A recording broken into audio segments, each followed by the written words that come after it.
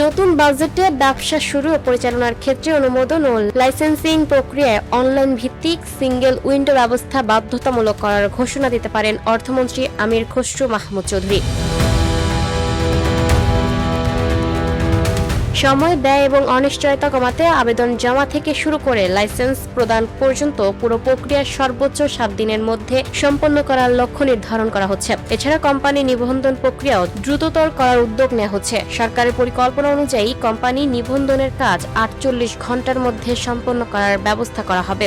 আসন্ন 2026-27 অর্থবছরের প্রস্তাবিত বাজেটের আকার ধরা হয়েছে 9,38,000 কোটি টাকা। এর বিপরীতে রাজস্ব আয়ের লক্ষ্যমাত্রা নির্ধারণ করা হয়েছে 6,95,000 কোটি টাকা। ফলে আয় ও ব্যয়ের মধ্যে ব্যবধান দাঁড়াচ্ছে 2,43,000 কোটি টাকা। বাজেটের বিশাল এই ঘাটতি পূরণে সরকার অভ্যন্তরীণ ও বৈদেশিক দুই উৎস থেকেই অর্থ সংগ্রহের পরিকল্পনা করেছে। প্রস্তাবিত বাজেট অনুযায়ী বৈদেশিক ঋণ ও অনুদান থেকে 1,16,000 কোটি টাকা এবং অভ্যন্তরীণ উৎস থেকে 1,27,000 কোটি টাকা সংগ্রহ করা হবে। এর মধ্যে ব্যাংক ব্যবস্থা থেকে নেওয়া হবে 1,12,000 কোটি টাকা এবং সঞ্চয়পত্র ও অন্যান্য উৎস থেকে 15,000 কোটি টাকার অর্থ সংগ্রহ করা হবে। জাতীয় সংসদের স্পিকার হাফিজ উদ্দিন আহমেদের সভাপতিত্বে এবং প্রধানমন্ত্রী তারেক রহমানের উপস্থিতিতে এই বাজেট প্রস্তাব পেশ করা হবে। এটি দেশের 55তম বাজেট। এছাড়া বর্তমান সরকারের মেয়াদে অর্থমন্ত্রী হিসেবে এটি আমির খসরুর প্রথম বাজেট উপস্থাপন।